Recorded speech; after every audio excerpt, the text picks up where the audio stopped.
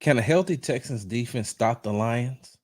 Hard work, hard work, hard work, hard work, hard work, work. There you go. Hard work, work. Everybody doing it right. Hard work, work, work. That's what you say. Hard work, work, work. Earn more pay. Hard work, work. Hard work, do it every day. Hard work, work. Get up out of 2:45. Hard work, work. You go and earn more pay. Hard work, work. Boots on and lace. Hey, what's going on, y'all? You're tuning into the Sports Talk with Big Sarge show. I'm your host, Big Sarge. Make sure you follow me on the app formerly known as Twitter at Big Sarge Sports with the Z at the end. Follow me on the Tick and the Talk at Big Sarge Media. Make sure you subscribe to my YouTube channel at Big Sarge Media. Make sure you follow me at Big Sarge Sports with the Z at the end on Instagram, because y'all know we do everything for the gram. Make sure you subscribe to the Locked On Texans podcast and to the Locked On Texans YouTube page. All right. First of all, what's up, Alexis? Hey, man, I don't be knowing what all that other stuff mean. I'm just going to say good morning to you, Marcus. I don't know what none of that other stuff mean. Good morning to you. Hey, y'all got to bear with me. I don't know what's going on, but my allergies are flaring up big time. And so, excuse me for a second.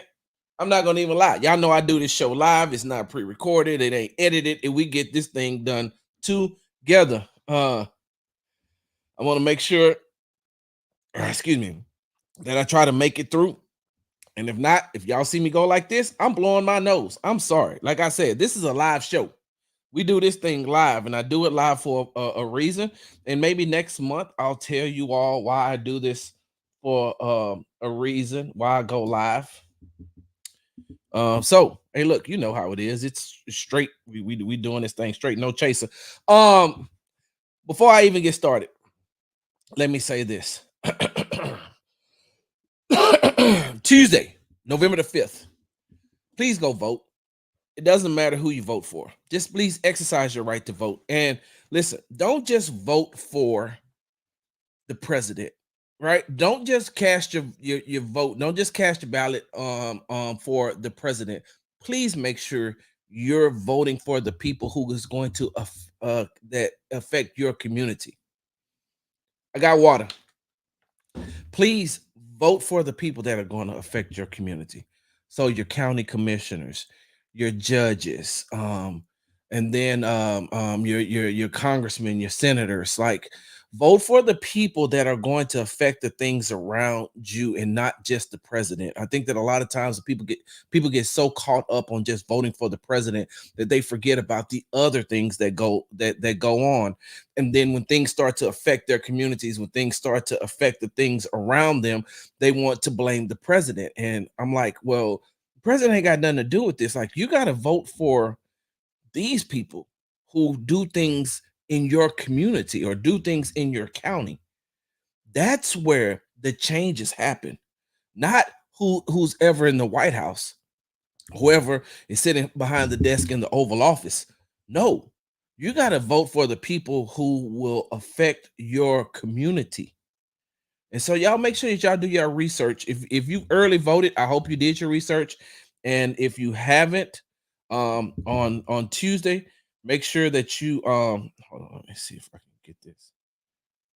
On Tuesday, make sure that you that you exercise your right to vote. And let me tell you also, y'all know I don't do politics like that. I don't do politics. I'm not in that. I'm not in the political game.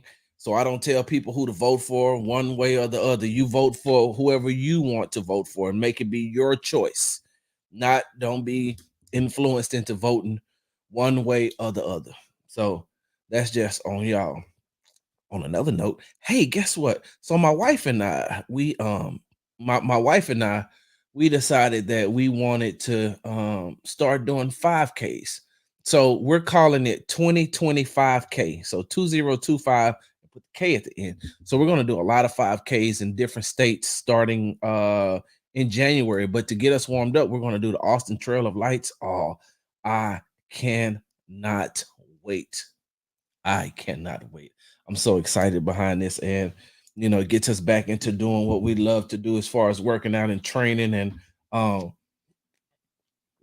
getting back to eating the right way, which is hard to do sometimes in this business. All right. Once again, tune into the Sports Talk with Big Sarge show. I'm your host, Big Sarge. So I asked the question, right? Can a healthy Texans defense stop the Lions? And before I do that, um, I want to report Aaron Wilson has reported that the Texans are signing former Patriots, Bears, and Chiefs center guard Jerome Carvin to the practice squad. That's according to Aaron Wilson from KPRC. Two, I don't know too much about this guy. I just seen it. I'm gonna have to do some research when I get over to the Rockets training facility. Um, so I will have a little bit more. But I told you all on the Saturday show that that Nick was working the phone. According to my sources, they told me Nick was working the phones like no other, and he's still working the phones going up until Tuesday. I think Tuesday is the trade deadline. Tuesday, November the 5th at is it 4 p.m. Eastern? I may have that time wrong, but I know that they can't make any moves as far as trading after the November the 5th, which is Tuesday. So we're gonna see, right? And so one of the reasons why wait, hold on for a second. Let me see. Good morning. Wake up to find head coaches getting fired and coordinators lose positions as well. Texans trade deadlines. You got to make a move. Hey, for sure. For sure. D skills. What's good? Yep, goaded. I got some water. I did 12 5Ks this year. Though. Hey, look, I'm not. I'm about to be 53. I am not. Um, is it easy to move a right guard to left guard? You trying to you can't Shaq Mason can't play. You trying to get Shaq Mason? No, Shaq Mason can't. You can move a tackle over there, or you can see. Hey, look, maybe if Kendrick Green doesn't work out, maybe you can get Broker over there. Who knows? But so, but as I digress, right? And so, listen, I refuse. I refuse. I refuse. On Monday's edition of the Locked On Texans podcast, that was the last time I was going to talk about the Jets game, like in depth and in detail. I did it right here on Saturday. I did it right here on Saturday on the Sports Talk with Big Sarge show. I did it on the Locked On Texans podcast, the Monday edition, and now I'm done because now it's time to move on. Now you got to focus on the Lions. Will we talk a little bit about some things that happened in the Jets game? Of course, but it's time to move on because we all know the problem. It's time for the solutions, right? It's time for the solutions. Because if you keep talking about the problem, then the problem will never get fixed, or you just keep going in circles, keep creating more and more problems. And so, when I was in the Army, that's what I used to tell my troops. I'd be like, "Hey, look, we know the problem. Let's get to the solution. The quicker we get to the solution, the quicker we could do other things.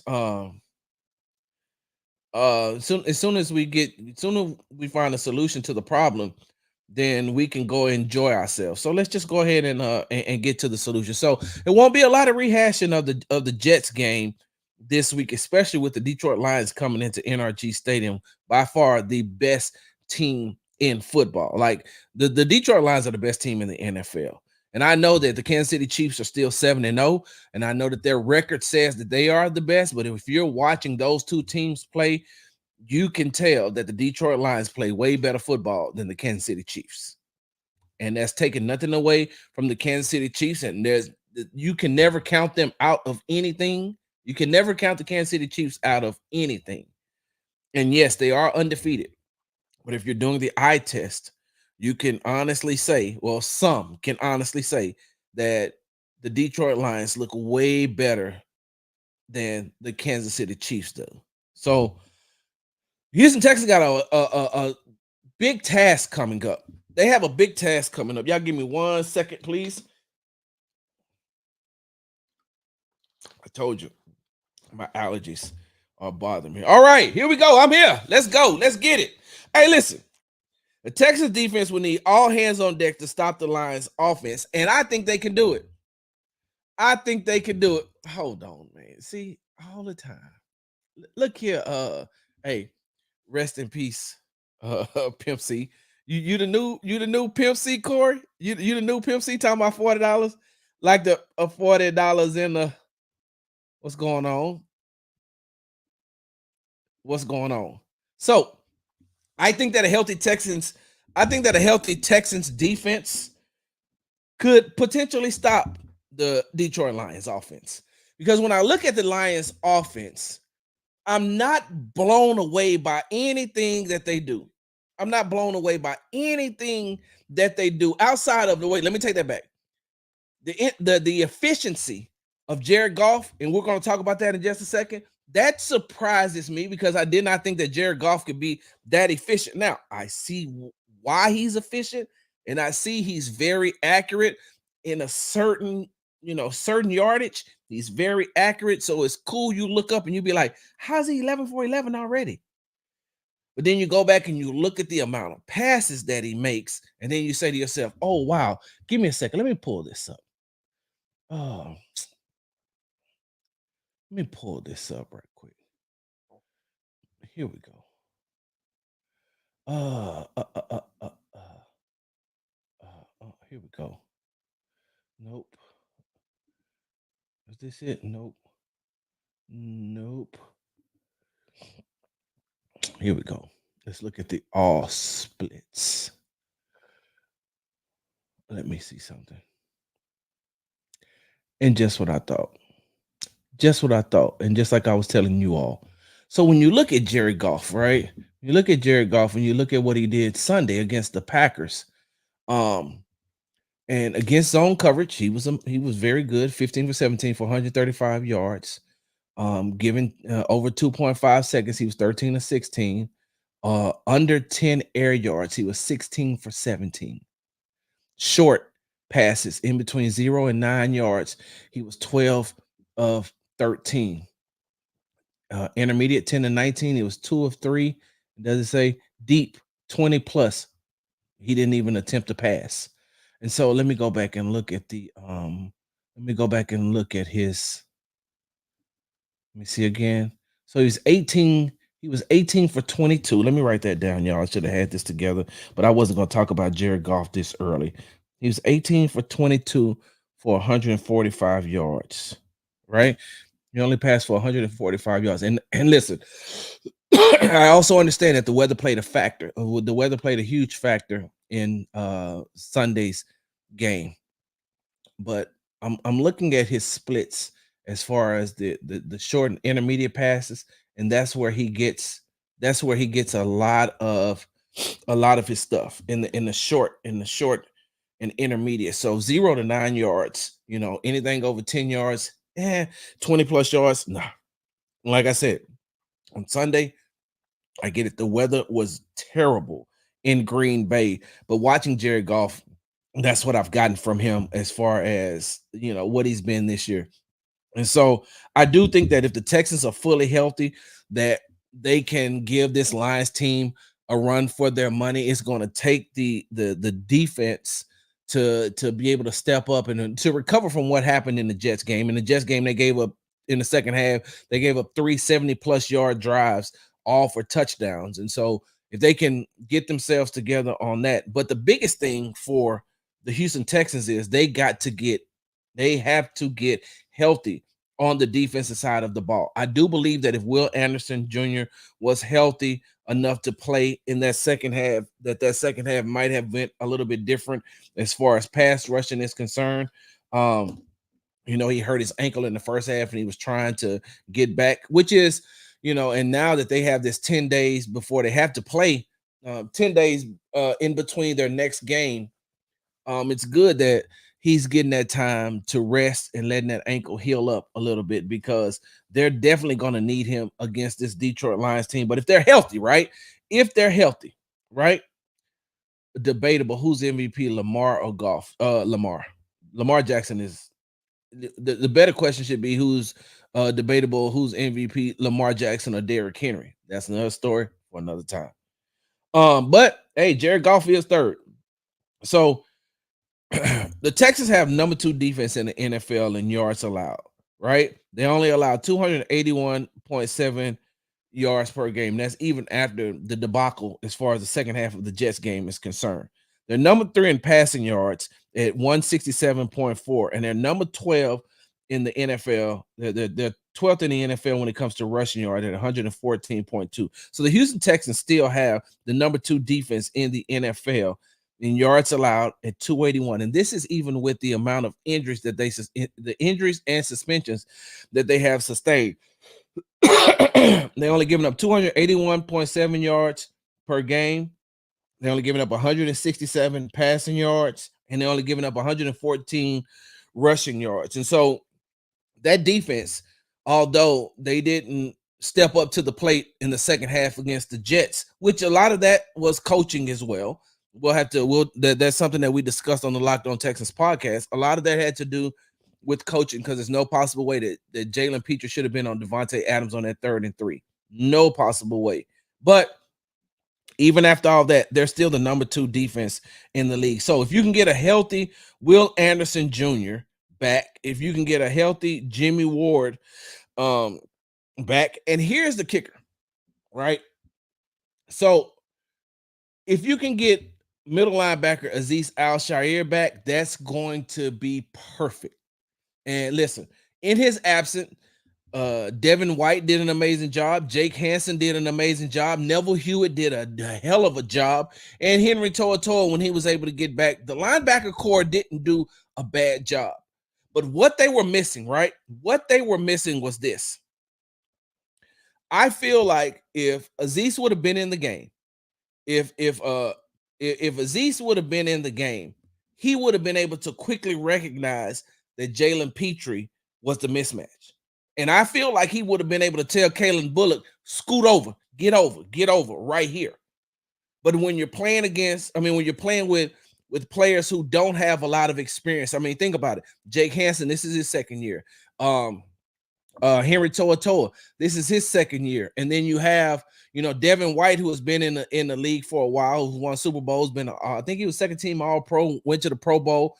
But, he doesn't have a lot of camaraderie. He's still learning this Houston Texans defense. He's still learning to play with a lot of these Houston Texans players. And then Neville Hewitt, who hasn't had the majority of a lot of snaps as far as the start is concerned this season. Now, the last couple of weeks he has, because he's been filling in for Azeez Al-Shaair. But when you look at that, I feel like if Azeez would have been healthy, that some of those coverage issues that the Texans had would have been fixed.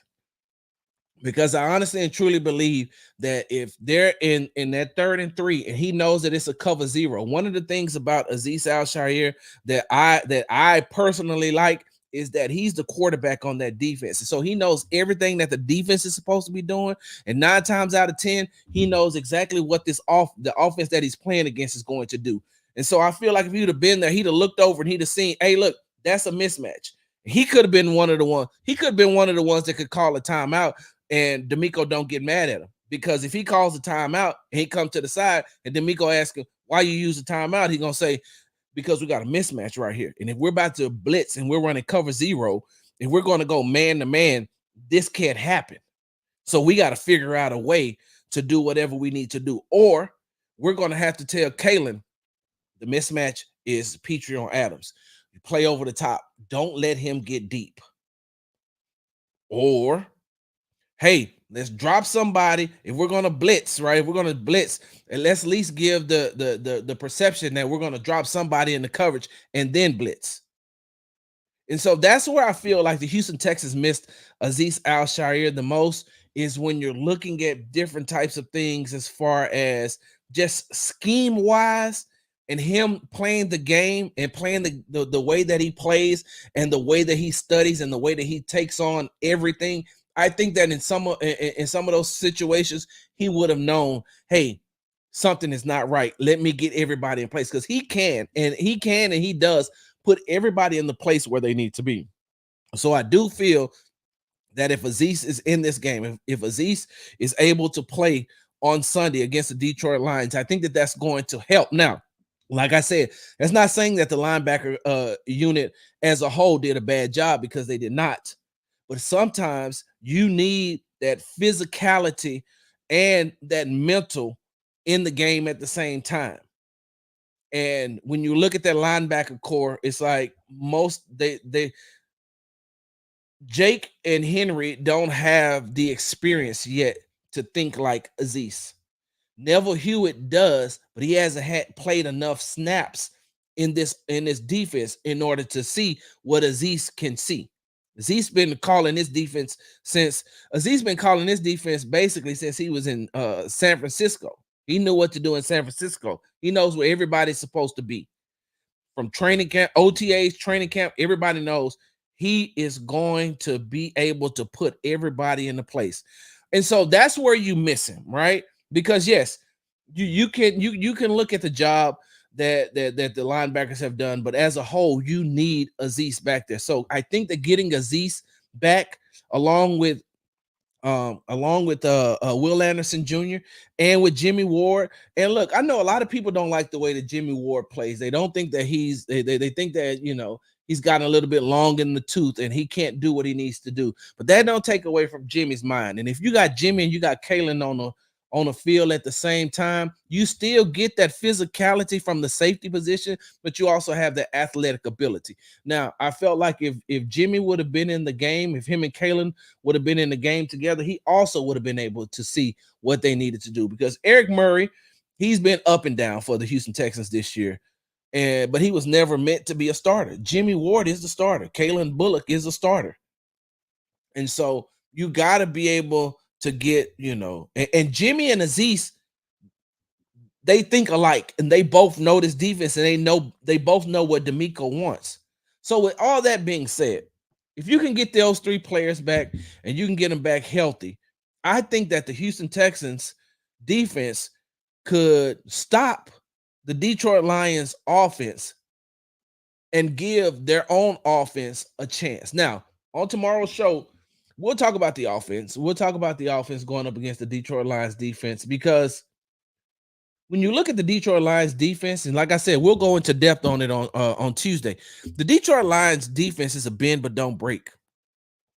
I think they gave up like over 400 yards to the, you know what? Sarge, you got the stats right here. Just go look.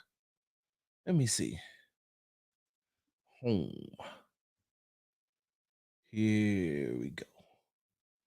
You know what? No, let's just do it this way. Let me go right here. And then let me go here. What are we looking for, Sarge? Here we go. Green Bay game tracker. Team stats. Yeah. The Detroit Lions gave up 411 yards to the to the Green Bay Packers yesterday. They gave up 411 yards. So they have a bend but don't break. I think they're giving up like 357 yards a game, but they're only giving up like 20 something points. We'll deep dive into that on Tuesday, along with giving the Houston Texans their report card, because we are midway through the season. We'll give the Houston Texans their report card on Tuesday, but I want to stick with the defense for right now. The Lions offense is number 7 in total yards with 369.6 yards per game, number 15 in passing yards at 217 yards, and then number 6 in rushing at 152.6 yards per game. So they have a top 10. The Lions have a top 10 offense led by Jared Goff, who's 74.9 completion percentage, leads the NFL. He has 14 touchdowns and 4 interceptions. And so he's a very, very, very, very good game manager. And that's not, and I'm not saying that in a negative or derogatory way towards Jared Goff, because what he has done for that Detroit Lions team is exactly what they needed. And so that's not taking anything away from him. Now, if you're watching him, he's not blowing you away by the way that he plays, but he's doing what he needs to do to get his team, lead his team to victory.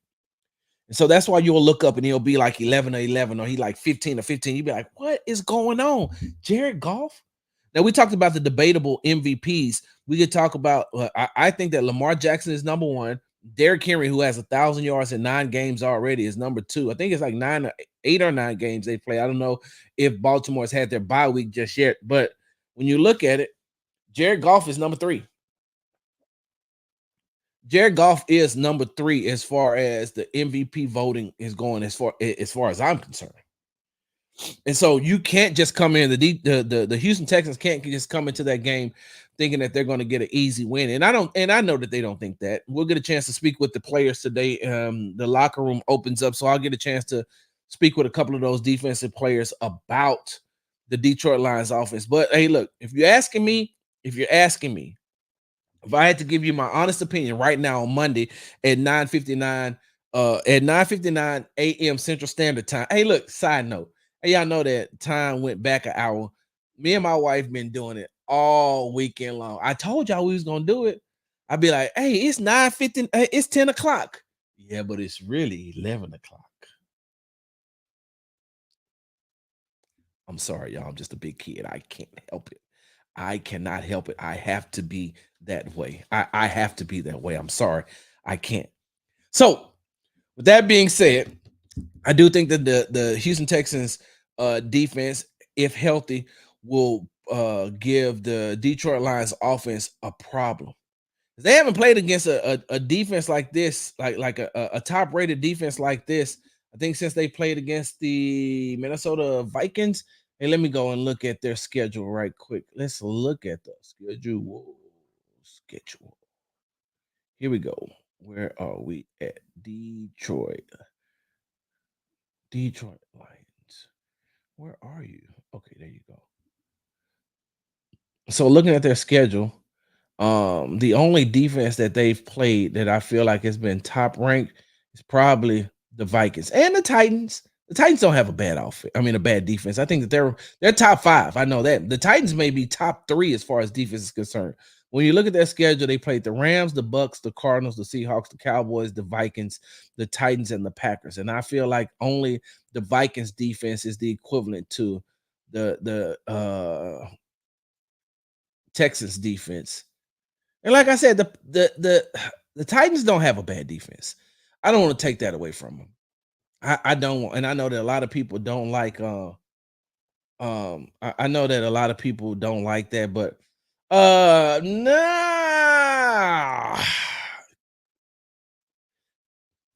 PMC part 2.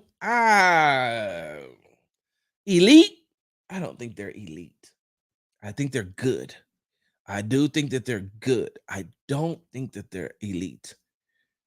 If you're asking me if I'm taking a healthy Texans defense and a healthy Packers defense, which one am I taking? Texans all day long. Texans. See, I feel like the Texans have an elite defense. I honestly and truly do. I mean, they're the number 2. Despite everything they've been through, even in that Jets game, I still feel like I just do. Now the problem is going to come in when I think they're getting Jameson Williams back if the NFL doesn't suspend him again for the gun violation that has been brought back up, and they're wondering why he wasn't charged. And if they're doing an investigation, they may put him on the suspension list. He's coming off suspension. He was suspended the last 2 games as well. So if he does come back, it's going to be a tough task for that Texans defense to play against him, Amon-Ra St. Brown. But this is where it gets tricky because Jamar Gibbs, who's averaging 82 yards per game, he's really good. Jamar Gibbs is really good. Like, he's really good. Him and hold on, but it's not just him. I'm sorry, y'all. Give me a second. It's not just him. It's also what's the other running back they have? David Montgomery. And so Jamar Gibbs has rushed for 656 yards and 7 touchdowns, and David Montgomery has rushed for 488 yards and 7 touchdowns. So they have a really good, and David Montgomery's averaging 61 yards a game. So they have a really good 1-2 punch.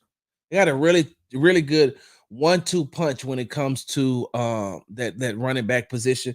And the Texans are giving up 114.2 yards per game. And like I said, that's where I think it gets tricky. That's where I think that if they can get that running game going, then that may wear down that Texans defense. And then that's where you might see Jared Goff be able to thrive in those short yardage. They just, the Detroit Lions, they're not really looking to, beat you with explosive plays. They want to, they just want to chip at you, nick at you, and keep moving the chains, just chipping it. So they'll run, they'll get a 7-yard gain as far as pass. They don't mind throwing for 5, 7, 9 yards when it comes to offense. They're not looking for the explosive play every time, but if you allow them to, and if Jameson Williams comes back, then he's definitely going to look to take the top off of the defense, which is why you need Jimmy Ward and Kalen Bullock back there at the same time. And however you're going to do it, even if you're going to stagger the two high safeties, then you just make sure that Kalen Bullock is the one that's playing deep and not Jimmy Ward, because I think we've seen in the Indianapolis Colts game in week 1 what happens when Jimmy Ward has to play deep. He doesn't play deep like he used to. But it's also going to come down to the amount of pressure that defensive line can get on Jared Goff and what those linebackers are able to do. Now, I don't know. Before anybody asks me, I don't know when Christian Harris is coming back. We may find out something this week. And I don't know if that means we're going to find out that he's going to be able to play here soon, or he may be out for the whole season. I don't know just yet. We're going to find out. If I listen, they're keeping the status of Christian Harris is like somebody who knows the lotto numbers and just won't say. That's like just keeping it so tight, just keeping it to themselves. Like, nope, not telling nobody, That's how closely guarded the situation, with Christian Harris is. They don't talk about it either. They don't talk about it at all. Nobody in the organization talks about it. Coaches, players, GM, nobody talks about Christian Harris. And so I don't know. I guess we're going to see. But once again, before I get up out of here and go to shoot around for the Houston Rockets, and which, by the way, we're talking to Alper and Shingo on Tuesday's show, because I'm going to have a little bit more time on Tuesday's show. We're going to get into this thing because these people are so upset that Ime Udoka is benching Alper and Shingo and won't bench Fred VanVleet, but those are the ones that's not really watching the game and don't understand why. Listen, Fred has been terrible as far as efficiency is concerned. His shooting has been atrocious. But you take him out the game, you don't have ball handlers. And if you don't have ball, it's like, well, he's slowing up the pace of the game. No, he gets the ball and he gets it up the court. He gets it and gives it to Jalen. And Jalen does what he does. We know that Jalen had a bad game against the Golden State Warriors, but Jalen's been good. But, today we get a chance to talk to Alpy, and I want to really, see where his head is. Hey, man, where's your mind? Because they got a game tonight. The Houston Rockets playing the New York Knicks. So where's your head at? Where's your mind at, man? Because you got to be able to shake some of these things off. And so I got to get ready to get up out of here. But like I said, on Tuesday's show, we will be talking about, we'll give the report card. I'll go into more depth about the Houston Rockets. I'll let you all know what I find out from the locker room on today. I'll be tweeting those things out. And, I know, call me crazy. I just feel like that a healthy Texans defense can help get the Texans a win. I just do. Now, if I had to bet on that, I'm not betting like $100, but I will bet you like one of them $5 value meals at McDonald's. Like I'll bet you that. I can't bet you no 100 because I can't afford to lose 100, especially if the offense don't come to play. We'll talk about that on Tuesday as well. But this Texans defense, healthy, and also they're going to be playing angry because they felt like they got embarrassed. I'm going to tell you like this, and this is the one reason why you follow Big Sarge. After that game, a lot of those defensive players were so upset. When I tell you that Kamari Lassiter was so mad about the outcome of that game, and then him and I started talking about the touchdown pass from Garrett Wilson, he was so upset. Kalen Bullock, he's like, we gotta get this game out of our system. We're gonna come back, right? We're gonna come back. But he was still upset. And those are two of the younger guys. Jalen Petrie, was upset and took accountability and says that we got to get better and it starts with me, right? Some of those defensive linemen, they were like, yo, we could have played better. That defensive side of the ball was saying we could have played better. I didn't get a chance to talk to everybody on the offensive side outside of the offensive linemen. We'll talk about offense tomorrow. But that defense was very, very, very upset. Those young guys were upset, and a lot of them took accountability. Hold on. That's a lie. That's a lie. That is a lie. Hey, let me tell y'all something real quick. Derek Stingley by far is one of the most competitive guys. He may not say a lot, but he's by far one of the most competitive guys you'll ever meet.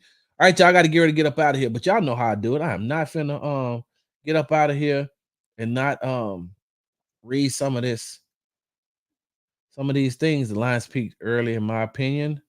The team has 25 touchdowns and around 20 incompletions. Best O-line in football. Like I said, we'll see. I think we can beat them as well, but we can't beat ourselves and beat them either. Yep. The Lions will soon slow down and may start Sunday. Gotta stop David Montgomery, and then you forgot about Jamar Gibbs. Now I said them both.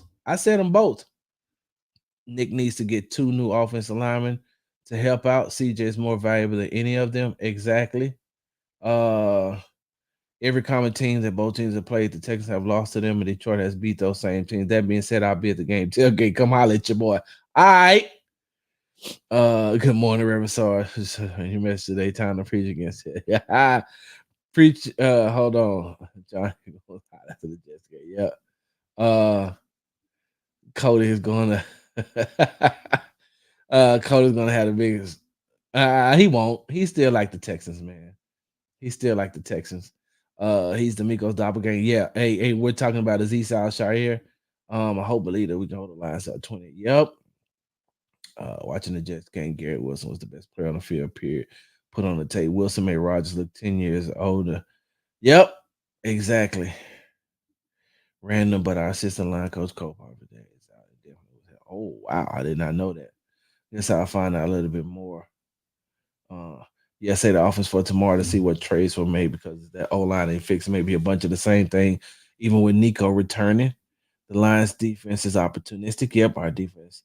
They have a rookie corner on them. Yep. Let me get I just hope the roof is open. That's what D Skill says. Well, hey, listen, we'll talk about this tomorrow. We'll talk about that tomorrow. Thank you. The Packers defense is not elite. Texas defense at NRG is a different animal too. Place will be rocking. We can shut down the run, force Goff to try to beat us. Yep. Biggest concern will be Petrie. Yep, we will. Yep. We got it. It got to be done. Yep, they are 4-0. Could have him and reported Timmy had 4 apples. Oh my God, I'm not doing that with you, AD. Texas defense isn't elite either. They have holes in the secondary, struggle against the run. But you know what? You know what makes them elite? They have a very good defensive front seven. They don't give up too much. That's why they're the number 2 in the league. Have zero faith in the Texas win this game. Very little faith in them getting the doors blown off against the Lions. The Lions are the best team. The Lions are. Y'all in this Okuda thing. Yeah, Mixer said on the green light, we don't even have C. Harris back. Yep. Finding that out today. Let me see. Let me see if I got any more. For sure. Y'all know I'm doing. Y'all know that my goal is to do a 5K in every state, right? I've done like 7 to 10 states already. We're gonna talk about it. All right, y'all. I got to get up out of here. You've been tuned to the Sports Talk with Big Sarge show. Make sure you follow me on the app formerly known as Twitter at Big Sarge Sports with the Z at the end. Follow me on the Tick and the Talk at Big Sarge Media. Make sure you subscribe to my YouTube channel at Big Sarge Media. Make sure you follow me on IG at Big Sarge Sports with the Z at the end. because you know we do everything for the gram. And make sure you're subscribed to the Locked On Texans podcast and subscribe to the YouTube channel. Big Sarge. Texans do have an elite defense. And I feel like they can beat the Lions if their defense is healthy and comes to play. Because D'Amico is pissed and he feels like he has a point to prove to the rest of the world on primetime television. The Texans felt like that they were embarrassed against the Jets on primetime television, and that was just Thursday night. Come Sunday night, when everybody's watching again, they don't want to be embarrassed twice because they got embarrassed against the Jets. If they get embarrassed by the Lions, then they got to turn around and play another primetime game against the Cowboys on Monday. They can't go 1-2 in primetime games. They should have been able to go 2-1 with the Lions being the only loss. Big Sarge. I'm out. Hard work. Hard work. Hard work.